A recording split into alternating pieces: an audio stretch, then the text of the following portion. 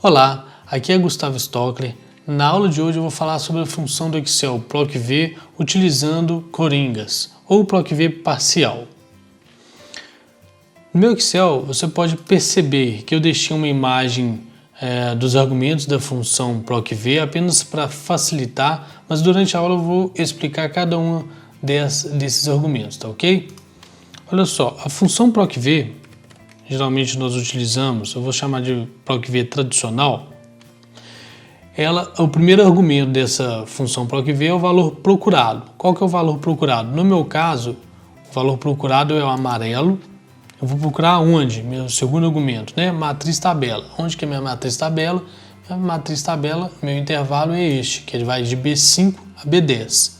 Eu prefiro classificar pela coluna, então de B a C, ou seja, meu valor procurado amarelo, lá nessa matriz que vai de B a C, ponto e vírgula, eu quero o seguinte: quando eu achar esse amarelo nessa matriz que começa em B, eu quero que me traga o valor, ou seja, a segunda coluna. Então, segunda coluna, quero que me traga o valor que é a segunda coluna. Ponto e vírgula, você pode escolher verdadeiro para encontrar correspondência aproximada ou falso, correspondência exata, que dá 1 ou 0 também daria, então 0. No caso eu vou digitar falso, tanto faz, e vou dar um Enter. Finalizei a forma. Olha só, deu um erro de ND, ou seja, não disponível. O que isso significa? Que minha função PROC-V, quando procurou o amarelo lá na minha matriz, ela não encontrou nenhum amarelo, nenhuma função, nenhum item amarelo sozinho. Se eu copiar esse amarelo aqui, olha lá, ó, como a função PROC-V encontrou o amarelo nessa coluna, me trouxe, né, o valor 190. Como não é este o caso, estou querendo encontrar o amarelo, mesmo que tenha outros textos, eu vou utilizar então os coringas, que no caso eu vou usar o asterisco. O primeiro asterisco é asterisco texto, ou seja, considera a palavra final. Então, se eu colocar aqui o asterisco no início,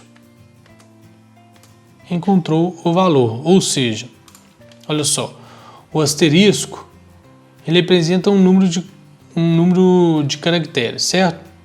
O asterisco me fala o seguinte, ó, desconsidere tudo que vem antes da palavra amarelo. Se a palavra amarelo ela for a última palavra, me traga o valor correspondente, né, que é a segunda coluna. Então, me trouxe 190. Se eu clicar aqui então vermelha, não encontrou. Se eu clicando aqui o asterisco, trouxe aqui os 189, ok? Agora, vou deixar aqui amarelo, sem o asterisco, e vou fazer isso na própria função.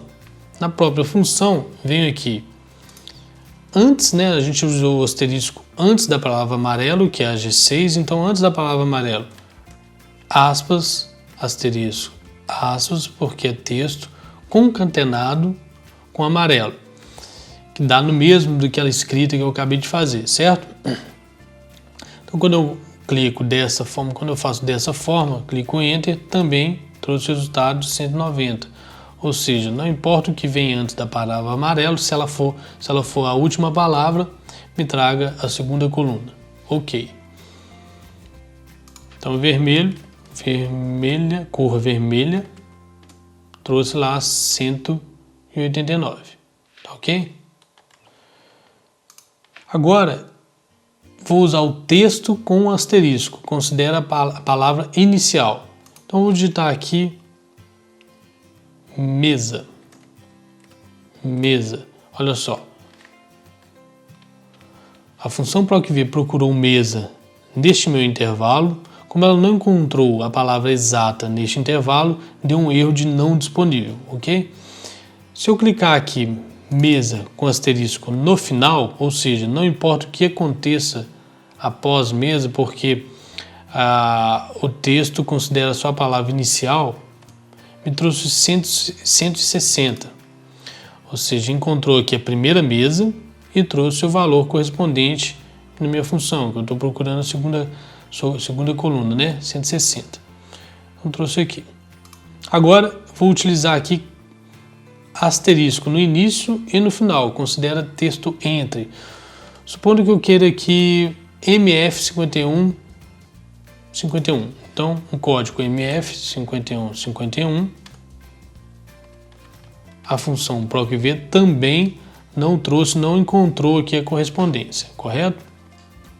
Para encontrar essa correspondência, você pode colocar o asterisco no final e no início, ou seja, não importa o que aconteça antes nem depois, se a procv encontrar este item nessa matriz, nesse intervalo, traga a correspondência, que é 160, ok? Agora, no caso aqui das interrogações, considere texto exato, mesma quantidade de interrogações. Então, por exemplo, eu coloquei aqui móvel B, vamos ver o que ele vai encontrar, né? Ela difere um pouco do asterisco. Olha só, móvel B, coloquei aqui procv, né? Procurando móvel B neste campo, móvel B. E assim que encontrar móvel B nos seus dados, pode ser que você não saiba, não lembre, não saiba o que vem, o que acontece, o que tem que aparecer depois da letra B. Então eu quero que depois da letra B, 1, 2, 3, 4, 5 caracteres exatos sejam preenchidos. Se isso acontecer, me traga o valor. Então, móvel B trouxe 165. Neste caso, eu até poderia colocar aqui, ó, o asterisco também vai funcionar. Olha lá, 165. Se eu colocar aqui, só como exemplo, branco X, o asterisco funcionou, correto? Olha lá, trouxe. Vou voltar para os 5 interrogações, 1, 2, 3, 4, 5. Olha lá, deu erro, porque ele não encontrou exato 5 aqui, B mais 5, né?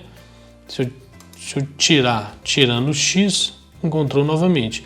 Então, diferente do asterisco, a interrogação, ela tem que atender esse critério de texto exato, né? Mesma quantidade de interrogações.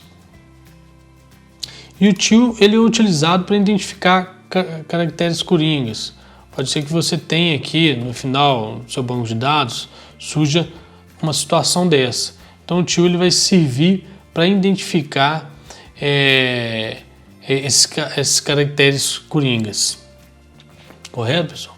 Então, acho que a aula foi bem simples, é isso, só para a gente identificar utilizando o procv, utilizando esses coringas. Espero que tenha te ajudado e até a próxima aula.